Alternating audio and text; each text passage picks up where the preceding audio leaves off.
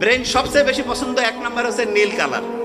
অনেকে বোধহয় মনে করতেছে ভাই আপনি নীল কালার পরেন, নীল যেটা এটা ব্রেনের এক নাম্বার পছন্দ। সত্যি কথা বললাম, ব্রেন সবচেয়ে বেশি পছন্দ করে নীল। এবং এই জন্য আমি কিছুদিন আগে একটা প্রোগ্রামে বলছি যে স্টুডেন্ট সবসময় নীল কালি দিয়ে লিখবে তার পড়া সবচেয়ে বেশি মনে থাকবে। কেন? কারণ ব্রেন যেটাকে পছন্দ করে সেটা সহজে রিজার্ভ করবে। এই জন্য যারাই লিখবেন নীল কালি দিয়ে, এবং অনেকে কিন্তু মনে হয় জানে না, বিসিএস থেকে শুরু করে অন্যান্য পরীক্ষায় কিন্তু দুইটা কালি ব্যবহারের নিয়ম আছে।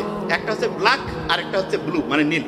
সবুজ দিয়ে লেখা যাবে না, লাল দিয়ে তো টিচার খালি খাতা কাটবে। অন্য দুইটা রং বাদে অন্য কোনো রং ব্যবহারের সুযোগ নেই। ভাগ্য ভালো নীলের ব্যবহার করার সুযোগ আছে। নীল কালার দিয়ে লিখবেন, দেখবেন যে পড়াটা আপনার খুব সুন্দরভাবে ব্রেইনে রিজার্ভ হবে।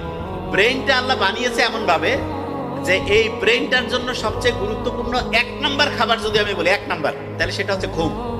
প্রত্যেকে বলে গেছে না যে ঘুমটা খুব ইম্পর্টেন্ট। পরীক্ষা যখন আসে তখন অনেক অভিভাবক কি করে যে তুই সারাদিন পড়বি, 3-4 ঘন্টা 5 ঘন্টা ঘুমাবি। নো, এটা লিখে রাখেন প্রত্যেকে। পরীক্ষা যখন আসবে তখন ঘুমাইতে হবে বেশি।